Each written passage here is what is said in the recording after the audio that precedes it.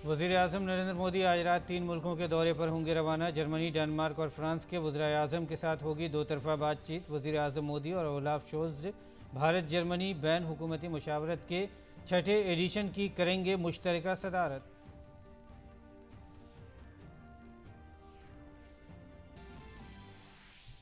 वज़ीर-ए-आज़म मोदी जर्मनी के अपने दौरे में गैर मुक़ीम भारतीयों से करेंगे खिताब। भारत डेनमार्क के बिजनेस राउंड टेबल में भी होंगे शरीक। दूसरी भारतीय नॉर्डिक चोटी कॉन्फ्रेंस में भी वज़ीर-ए-आज़म की होगी शिरकत। नॉर्डिक ममालिक के रहनुमाओं के साथ दो तरफ़ा ताल्लुकात में पेशरफ्त का वज़ीर-ए-आज़म लेंगे जायज़ा।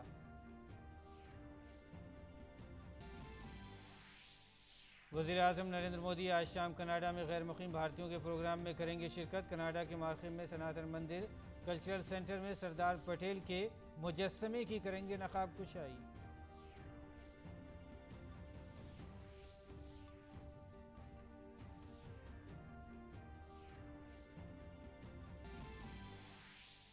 मईशत के मुहाज पर अहम खबर। अप्रैल में जीएसटी वसूली में रिकॉर्ड इजाफा। हुकूमत के खाते में गुज़िश्ता महीने के मुकाबले 25,000 करोड़ से ज़्यादा रकम हुई जमा।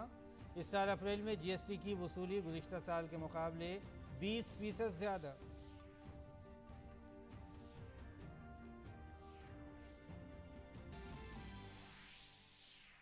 रूस ने यूक्रेन में फौजी मुहिम की तेज़। एक रूसी मिसाइल हमले ने ओडिशा के मरकजी हवाई अड्डे पर नौतामीर रनवे को किया तबाह। सदर ज़ेलेंस्की ने रनवे को दोबारा तामीर करने की कही बात।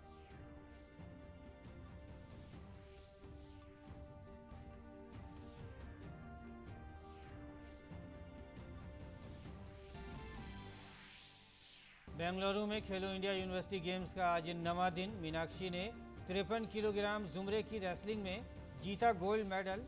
जैन यूनिवर्सिटी मेडल टेबल में सरे फहरिस्त।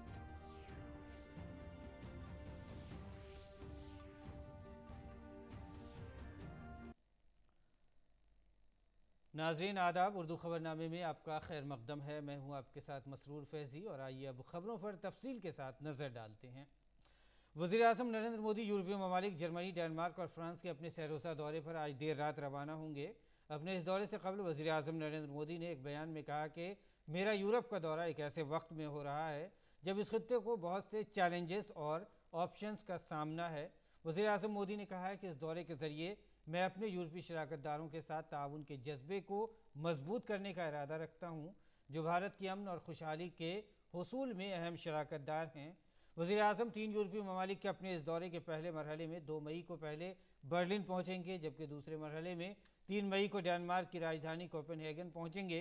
4 मई को वापसी में वज़ीर-ए-आज़म फ्रांस की राजधानी पेरिस में मुख्तसर क़याम करेंगे। Prime Minister will be leaving on a visit to Europe from tomorrow. He'll be traveling to Germany, Denmark and France for bilateral as well as multilateral engagements. Prime Minister's 3-day, 3-nation tour has intense schedule with substantial and comprehensive agenda, including wide-ranging interaction with the political leadership of these countries, Indian diaspora, and the top industrialists and CEOs. German chancellor Olaf Scholz की दावत पर वज़ीर-ए-आज़म नरेंद्र मोदी अपने दौरे Europe के आगाज़ में 2 मई को बर्लिन पहुंचेंगे। वज़ीर-ए-आज़म नरेंद्र मोदी ने बताया कि उनका बर्लिन का दौरा चांसलर शोल्ज़ के साथ दो तरफ़ा तफसीली बातचीत का मौका होगा, जिससे गुज़िश्ता वो साल G20 में उनके साबका ओहदे बतौर वाइस चांसलर और वज़ीर ख़जाना की मुलाकात की थी। जर्मनी दौरे में वज़ीर-ए-आज़म भारत जर्मनी बैन हुकूमती मुशावरत की शरीक सदारत करेंगे। वज़ीर-ए-आज़म के साथ उनके जर्मनी दौरे पर कई मरकज़ी वज़रा भी साथ होंगे, जो अपने जर्मनी हम मनसबों के साथ तफसीली मुज़ाकरात करेंगे। वज़ीर-ए-आज़म ने इससे कबल कहा कि मैं इस बैन हुकूमती मुशावरत को जर्मनी में नई हुकूमत की तश्कील के 6 माह के अंदर एक इब्तदाई राब्ते के तौर पर देखता हूँ, जो दरमियानी और तवील मुद्दती हमारी तरजीहात की निशानदही करने में मददगार साबित होगा। काबिल ज़िक्र है कि 2021 में भारत और जर्मनी ने सिफारती ताल्लुकात के क़याम के 70 साल मुकम्मल किए और दोनों ममालिक 2000 से स्ट्रेटेजिक शराकतदारी कर रहे हैं। वज़ीर-ए-आज़म ने कहा है कि वो चांसलर शोल्ज़ के साथ दोनों ममालिक से मुतालिका स्ट्रेटेजिक, इलाक़ाई और आलमी तरक्यात पर ख़यालात का तबादला करने के लिए पुरजोश हैं। वज़ीर-ए-आज़म अपने दौरे जर्मनी के दौरान दोनों ममालिक के दरमियान तजारती ताल्लुकात पर भी बातचीत करेंगे। वज़ीर-ए-आज़म नरेंद्र मोदी ने भारत और जर्मनी के दरमियान तजारती ताल्लुकात को दोनों ममालिक के दरमियान स्ट्रेटजिक शराकत दारी का एक सुतून करार दिया है। वज़ीर-ए-आज़म और चांसलर शोल्ज़ मुश्तरका तौर पर सनत से सनत के दरमियान ताउन को फ़ाल करने के हदफ के साथ एक कारोबारी गोल मेज़ से भी खिताब करेंगे, जो कोविड-19 के बाद दोनों ममालिक में इक़्तिसादी इस्लाहात में आई तेज़ी को मज़ीद तक़वियत देने में मदद फराहम करेगी। वज़ीर-ए-आज़म नरेंद्र मोदी अपने दौरे के दौरान जर्मनी में गैर मुक़ीम भारतीयों को भी खिताब करेंगे। वज़ीर-ए-आज़म ने कहा है कि बर-ए-आज़म यूरोप में 10 लाख से ज़्यादा भारतीय नज़ाद अफराद रहते हैं और उनकी एक बड़ी तादाद जर्मनी में मौजूद है। यूरोप के साथ भारत के ताल्लुकात में तारिकीन वतन को एक अहम संग मील बताते हुए वज़ीर-ए-आज़म ने कहा कि वो बर-ए-आज़म के अपने दौरे को वहाँ रहने वाले अपने भाइयों और बहनों से मिलने के लिए इस्तेमाल करेंगे। On May 2nd, tomorrow, Prime Minister will co-host with German Chancellor Excellency Olaf Scholz the 6th edition of India-Germany Intergovernmental Consultations, IGC, in Berlin. The meeting between the two leaders would provide an excellent platform not only to strengthen the existing multifaceted bilateral partnership, but would also shape and develop an ambitious agenda of cooperation for the months and years ahead between India and Germany, including in the field of development partnership, green agenda, trade investment linkages, and the overall strategic partnership. वज़ीर-ए-आज़म अपने दौरे Germany के अख्तिताम के बाद Denmark के दौरे पर दारुल हुकूमत कोपेनहेगन पहुँचेंगे। अपने दौरे के दौरान वज़ीर-ए-आज़म नरेंद्र मोदी डेनमार्क के वज़ीर-ए-आज़म फ्रेडरिक्सन के साथ अपनी दोतरफा मुलाकात में दोनों मुल्कों के दरमियान ग्रीन स्ट्रेटेजिक पार्टनरशिप में होने वाली पेशरफ्त का जायज़ा लेंगे। साथ ही साथ दोनों ममालिक के दरमियान ताल्लुकात के दिगर पहलुओं का भी जायज़ा लेंगे। वज़ीर-ए-आज़म Narendra Modi India Denmark business गोल मेज़ कॉन्फ्रेंस में शिरकत के साथ भारतीय बिरादरी के लोगों से बातचीत करेंगे। वज़ीर-ए-आज़म Narendra Modi Denmark, Iceland, Finland, Sweden और नॉर्वे के वज़राए-आज़म के साथ डेनमार्क में होने वाली दूसरी इंडिया नॉर्डिक समिट में भी शिरकत करेंगे। वज़ीर-ए-आज़म ने कहा कि छोटी कॉन्फ्रेंस से पहले भारत नॉर्डिक सरबराह इजलास के बाद से उनके ताउन का जायज़ा लेंगे। काबिल ज़िक्र है कि दूसरी छोटी कॉन्फ्रेंस में वबाई अमराज के बाद की इक़्तिसादी बहाली, मौसमियाती तब्दीली, इख्तिरा और टेक्नोलॉजी, काबिल तजदीद तवानाई, आलमी सलामती के मंजरनामे का इर्तक़ा और आर्कटिक ख़ित्ते में भारत नॉर्डिक ताउन जैसे मौज़ूआत पर तवज्जो मरकूज़ की जाएगी। वज़ीर-ए-आज़म छोटी कॉन्फ्रेंस के दौरान दिगर 4 नॉर्डिक के ममालिक के रहनुमाओं से भी मुलाकात करेंगे और उनके साथ भारत के दोतरफा ताल्लुकात में पेशरफ्त का जायज़ा लेंगे। काबिल ज़िक्र है कि नॉर्डिक ममालिक भारत के लिए पायदारी, काबिल तजदीद तवानाई, डिजिटलाइजेशन और इख्तिरा में अहम शराकतदार है। वज़ीर-ए-आज़म ने कहा है कि ये दौरा नॉर्डिक ख़ित्ते के साथ हमारे कसीर जिहती ताउन को बढ़ाने में मददगार होगा। On May 3, after concluding the German leg, Prime Minister will travel to Copenhagen on an official visit at the invitation of Prime Minister of Denmark, Ms. Mette Frederiksen. This will be Prime Minister's first visit to Denmark, but his third summit-level interaction with the Danish Prime Minister, and the discussions would focus on bilateral issues as well as issues of regional and global interest. वज़ीर-ए-आज़म नरेंद्र मोदी के Denmark दौरे पर खारजा secretary ने कहा है कि वज़ीर-ए-आज़म Narendra Modi Bharat Denmark तजारती गोलमेज़ कॉन्फ्रेंस में शिरकत करेंगे और आइसलैंड, फिनलैंड, स्वीडन और नॉर्वे के वज़राए-आज़म के साथ दूसरी भारत नॉर्डिक छोटी कॉन्फ्रेंस में भी शिरकत करेंगे। On May 4th, Prime Minister will participate in the second India-Nordic Summit with the Prime Ministers of Denmark, Finland, Iceland, Sweden and Norway.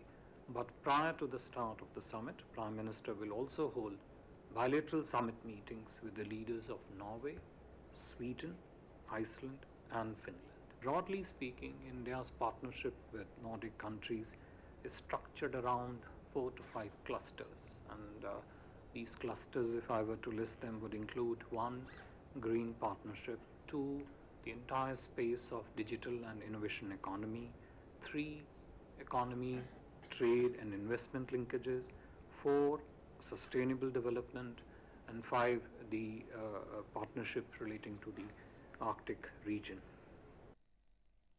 और डेनमार्क से वापसी के दौरान वज़ीर आज़म नरेंद्र मोदी फ्रांस के सदर इमैनुअल मैक्रोन से मिलने के लिए पेरिस में रुकेंगे। वज़ीर आज़म नरेंद्र मोदी ने सदर मैक्रोन से अपनी मुजव्वज़ा मुलाकात के सिलसिले में कहा है कि अपने दोस्त सदर मैक्रोन से मिलने के लिए पेरिस में रुकूंगा। सदर मैक्रोन को हाल ही में दोबारा मुंतखब किया गया है और नताइज के 10 दिन बाद मेरा दौरा न सिर्फ मुझे इनफरादी तौर पर अपनी इनफरादी मुबारकबाद देने की इजाज़त देगा बल्कि दोनों ममालिक को के दरमियान गहरी दोस्ती की भी तस्दीक करेगा। इससे हमें भारत फ्रांस बाहमी शराकतदारी के अगले मरहले का खाका तैयार करने का मौका मिलेगा। वज़ीर आज़म ने बताया कि सदर मैक्रोन और वो मुख्तलिफ इलाक़ाई और आलमी उमूर पर तज्ज़िया मुश्तरक करेंगे और जारी दो तरफ़ा ताउन का भी जायज़ा लेंगे। Prime Minister's visit to France will provide an opportunity for us to carry forward the high-level engagement between the two countries post the French presidential elections. As you know, both countries have continuously nurtured and delivered on the ambition of their strategic partnership, particularly in the areas like clean energy, environment, people-to-people ties, space, digital, manufacturing in high-end sectors, etc.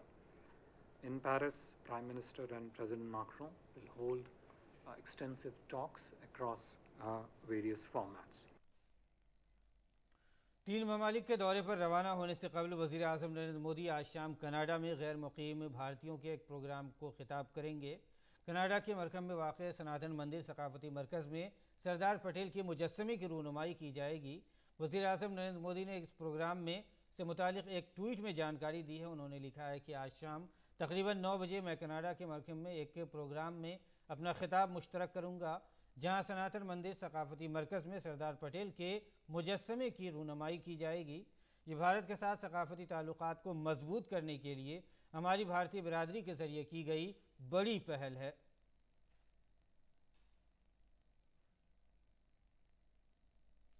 और वज़ीर आज़म नरेंद्र मोदी के Denmark के दौरे से पहले गैर मुक़ीम भारतीय शहरियों में जोश व खरोश का माहौल है। देखते हैं बैरून मुल्क मुक़ीम हिंदुस्तानियों ने वज़ीर आज़म के इस्तकबाल के लिए क्या क्या तैयारियाँ की हैं।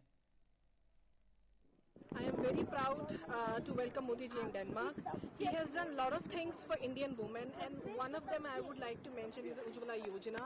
He has brought a new life to the women who are under the poverty line. They no longer need to have that inhaled smoke of which affects their life.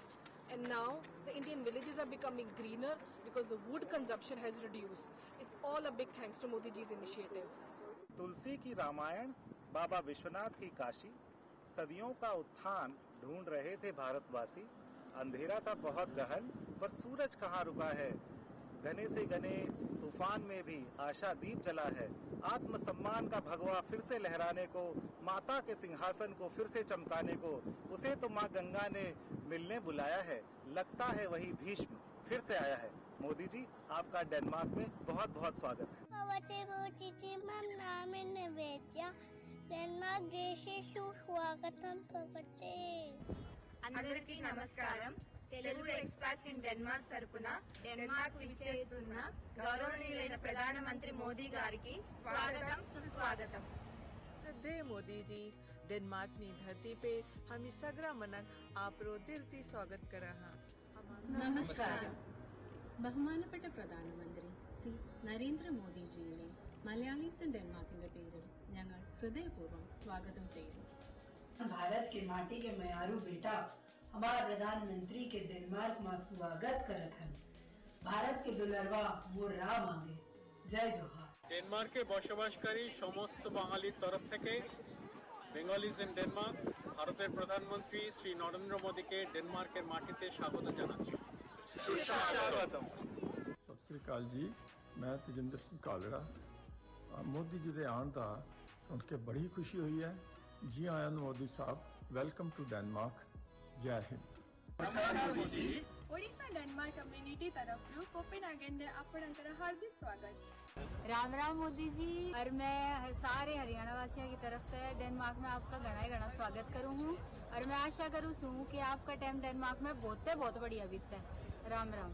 प्रणाम मोदी जी, हम सब अवध के प्रवासी डेनमार्क में आप सभी बहुत स्वागत करत बाटी। मोदी जी, आपले कोपेनहेगन मध्ये हर्ष स्वागत। अब बिहार के लिए डेनमार्क में मोदी जी के स्वागत है। नमस्कार मोदी जी, डेनमार्क में તમારું हार्दिक स्वागत है। खम्मा गणी मोदी जी। नमस्कार, मैं चुनाव एकता धर। नमस्कार, मैं चुनावरती कॉल। अष्ट बड़ खुश कि मोदी जी से डेनमार्क आवे। अच्छे मोदी जी सुन खर मकदम करा। माननीय मोदी जी, डेनमार्क पाखी सम অসমীয়া ৰাইজৰ হৈ অৰহুচৰ পৰা আপোনাক স্বাগতম জনাইছো। आत्मीय प्रधानमंत्री श्रीयुत नरेंद्र मोदी ಅವರಿಗೆ ಡೆನ್ಮಾರ್ಕ್ ಕರ್ನಾಟಕದ ವತಿಯಿಂದ स्वागत सुस्वागत। और दुनिया भर में आज मज़दूरों का आलमी दिन मनाया जा रहा है। ये दिन मुआशरे में मुलाजमीन की खिदमत और मुल्क की तामीर में उनकी बेमिसाल शराकत के लिए मनाया जाता है। यौम मज़दूर के मौके पर उत्तर प्रदेश के वज़ीर आला योगी आदित्यनाथ ने आज रियासत में ई पेंशन पोर्टल का आगाज़ किया। इस मौके पर रियासत के नायब वज़ीर आला केशव प्रसाद मौर्य और ब्रिजेश पाठक भी मौजूद थे। ई पेंशन पोर्टल से रियासत के 11.5 लाख मुलाजमीन मुस्तफ़ीद होंगे और इस मौके पर वज़ीर आला योगी आदित्यनाथ ने कहा कि पेंशनर्स के लिए ई पेंशन पोर्टल शुरू किया गया है। इसका मकसद लोगों की ज़िंदगियों को आसान बनाना है। इससे लाखों अफराद को पोर्टल से फ़ायदा मिलेगा। ये डिजिटल, पेपरलेस और कैशलेस है। आज मई दिवस है। श्रम के महत्व को रेखांकित करने वाला और उसका सम्मान करने वाला दिवस है। और आपने अपने जीवन का एक बहुमूल्य समय प्रदेश के विकास में के योगदान में लगाया है। तो मैं सबसे पहले आप सबको और प्रदेश के सभी उन श्रमिकों को, उन नागरिकों को, उन सभी कार्मिकों को जिनके श्रम से प्रदेश विकास के पथ पर अग्रसर हुआ है, लोक कल्याण के पथ पर आगे बढ़ा है, उन सबको मई दिवस की हृदय से बधाई देता हूं। और आज इस अवसर पर यहाँ पर उत्तर प्रदेश शासन के द्वारा ई पेंशन पोर्टल का शुभारंभ भी किया जा रहा है, जिससे प्रदेश के 11.5 लाख कार्मिक सीधे सीधे लाभान्वित होंगे। मैं इस अवसर पर आप सबको हृदय से बधाई देता हूं, आप सबके प्रति अपनी शुभकामनाएं भी देता हूं। वज़ीर दिफा राजनाथ सिंह ने गोरखपुर की पंडित दीनदयाल उपाध्याय यूनिवर्सिटी की तक़सीम असनाद तकरीब से खिताब किया। इस मौके पर उन्होंने यूनिवर्सिटी में गुजारी हुई अपनी यादें ताज़ा की। वज़ीर दिफा ने कहा कि आज भी मुल्क में और बैरून मुल्क में गोरखपुर यूनिवर्सिटी के तालिब इल्म के तौर पर उनको मुतारफ़ कराया जाता है। मैंने गोरखपुर विश्वविद्यालय में अपने जीवन के अनमोल 2 साल बिताए हैं। इसके अतिरिक्त टीचर्स फेलोशिप के अंतर्गत 4 वर्षों तक विश्वविद्यालय में हमने शोध कार्य किया है। और उन 2 वर्षों की मेरी जो स्मृतियां हैं उनका मुझ पर ऐसा प्रभाव पड़ा कि गोरखपुर यूनिवर्सिटी मेरे जीवन का एक अहम हिस्सा बन गई है। मैं विभिन्न कार्यक्रमों के लिए देश विदेश जाता रहता हूं और वहां जब मेरा इंट्रोडक्शन दिया जाता है तो इस यूनिवर्सिटी के स्टूडेंट के रूप में ही दिया जाता है। यानी मैं कहीं पर भी और किसी भी भूमिका में क्यों न रहूं, उसका श्रेय गोरखपुर विश्वविद्यालय को ही जाएगा। नायब सदर जमहूरिया वेंकैया नायडू ने आज दिल्ली यूनिवर्सिटी की 7 साला तकरीबात का इफ्तिताह किया। इस मौके पर उन्होंने DU के 7 साला डाक टिकट, यादगारी सिक्के और वेबसाइट का इजरा भी किया। इस तकरीब में मरकजी वज़ीर तालीम धर्मेंद्र प्रधान और दिल्ली यूनिवर्सिटी के vice chancellor professor Yogesh Singh भी मौजूद थे।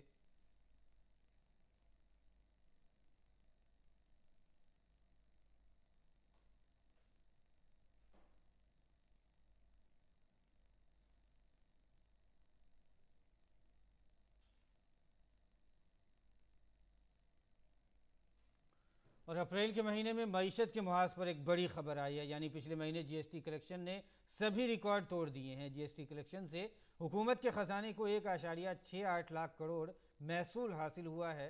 GST कलेक्शन का ये आदाद शुमार अब तक के सबसे बड़े आदाद शुमार हैं। मार्च में हुकूमत ने 1.42 लाख करोड़ रुपए GST कलेक्शन किया था। अप्रैल का GST कलेक्शन मार्च के मुकाबले 25,000 करोड़ रुपए ज़्यादा है। गुज़िश्ता बरस के मुकाबले में इस वर्ष अप्रैल में GST कलेक्शन 20% ज़्यादा रहा। इंपोर्ट गुड्स के रिवेन्यू में भी 30% का उछाल दर्ज किया गया है। डोमेस्टिक ट्रांजैक्शन में सालाना बुनियाद पर 17% की तेज़ी आई है, जबकि मार्च में कुल 7.7 करोड़ ईवे ब्लस जनरेट किए गए थे, जबकि माहाना बुनियाद पर इसमें भी 13% का उछाल आया है। और बात मौसम की करें तो महकमे मौसमियात ने पेशगोई की है कि दिल्ली, एनसीआर और उत्तर प्रदेश, हरियाणा और उड़ीसा समेत मुल्क के दीगर हिस्सों में तेज़ धूप और गर्मी की लहर से आज से जुज़वी राहत है। महकमे मौसमियात के सीनियर साइंसदान आर.के. जैनामानी ने कहा है कि दर्जे हरारत में 4 से 5 डिग्री तक की गिरावट आएगी।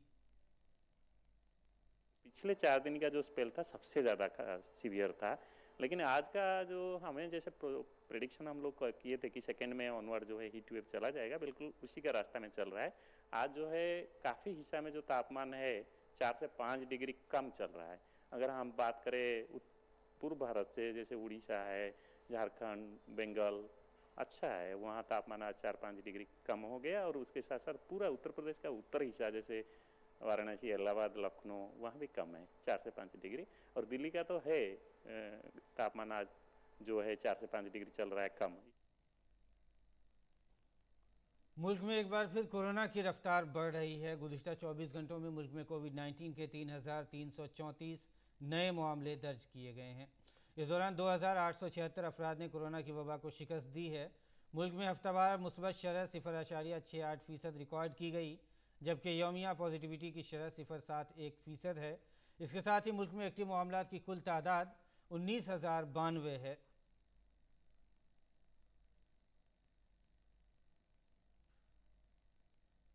मुल्क में कोविड टीकाकारी मुहिम तेज़ रफ्तार से जारी है। मुल्क की टीकाकारी मुहिम के तहत 189 करोड़ 17 लाख से ज़्यादा टीके लगाए जा चुके हैं। सेहत और ख़ानदानी बहबूद की वजारत ने कहा है कि अब तक 12 से 14 साल की उम्र के नौजवानों को 3 करोड़ 63 लाख से ज़्यादा टीके लगाए जा चुके हैं। हेल्थ वर्कर्स, फ्रंटलाइन वर्कर्स और 18 साल से ज़्यादा उम्र के लोगों के ज़ुमरे में 2 करोड़ 82 लाख से ज़्यादा एहतियाती वैक्सीन लगाई गई हैं। और आज गुजरात का यौम तासीस है। वज़ीर आज़म नरेंद्र मोदी ने गुजरात के यौम तासीस पर लोगों को मुबारकबाद दी है। वज़ीर आज़म नरेंद्र मोदी ने ट्वीट किया कि गुजरात के यौम तासीस पर आवाम को मुबारकबाद। महात्मा गांधी, सरदार पटेल और बहुत सी दूसरी अजीम शख्सियात के नज़रियात से मुतासिर होकर गुजरात के अवाम को उनकी कामयाबियों के लिए बड़े पैमाने पर सराहा जाता है। गुजरात आने वाले सालों में तरक्की करता रहे। वज़ीर आज़म नरेंद्र मोदी ने यौम महाराष्ट्र पर भी लोगों को मुबारकबाद दी है। वज़ीर आज़म ने ट्वीट करते हुए कहा है कि महाराष्ट्र डे पर रियासत के लोगों को बहुत सी नेक ख्वाहिशात। इस रियासत ने मुल्क की तरक्की में बेमिसाल ताउन दिया है। महाराष्ट्र के लोगों ने मुख्तलिफ शोबों में अपना कमाल दिखाया है। मैं रियासत के लोगों की खुशहाली की ख्वाहिश करता हूँ। मवेशियों के रखरखाव और माहिरीन के ज़रिए उनकी देखभाल की मालूमात नाज़रीन तक पहुँचाने वाले दूरदर्शन के show best friend forever को exchange for media news broadcasting award ENBA से सरफराज किया गया है। किसान चैनल पर इतवार की शाम 6:30 बजे और DD नेशनल पर इतवार की शाम 7:30 बजे ये प्रोग्राम टेलीकास्ट किया जाता है। ये मवेशियों के इलाज का प्रोग्राम मवेशी परवरी में मवेशी परवरों के सामने आने वाले मसाइल का हल पेश करता है।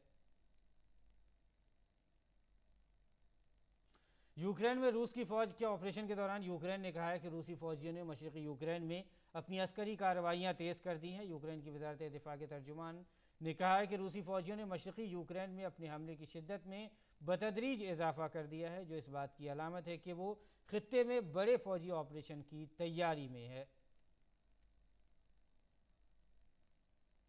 रूस ने जनूबी और मशरक़ी यूक्रेन में मिसाइल हमले तेज़ किए हैं। हमलों से बहिर अस्वद के अहम बंदरगाह ओडेसा शहर के मरकज़ी हवाई अड्डे का रनवे भी तबाह हो गया है। यूक्रेन के सदर व्लादिमीर ज़ेलेंस्की ने कहा कि ओडेसा हवाई अड्डे के रनवे को दोबारा तामीर किया जाएगा, लेकिन ओडेसा अपने तईं रूस के रवैये को कभी फरामोश नहीं कर पाएगा। और अब बात खेल की दुनिया की। खेलो इंडिया यूनिवर्सिटी गेम्स 2021 में ख़वातीन कुश्ती के 53 किलोग्राम ज़ुमरे में चौधरी रणवीर सिंह यूनिवर्सिटी की मीनाक्षी ने गोल्ड मेडल जीता है। मीनाक्षी ने फाइनल मैच में वर्षा पांडे को शिकस्त देकर खिताब जीतने में कामयाबी हासिल की। खेलो इंडिया गेम्स यूनिवर्सिटी में बेंगलोर सिटी यूनिवर्सिटी ने भी मर्दों के हॉकी का गोल्ड मेडल जीत लिया है। बेंगलोर सिटी यूनिवर्सिटी ने गुरु नानक देव यूनिवर्सिटी को सनसनीखेज फाइनल में 3-0 से शिकस्त दी।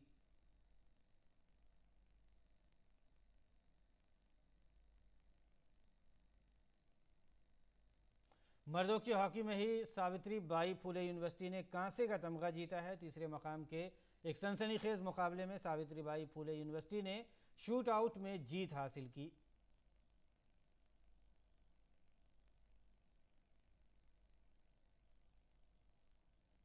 और नाज़रीन, इसके साथ ही उर्दू खबरनामा इख्तिताम को पहुंचता है। फिलहाल इजाज़त दीजिए। आदाब।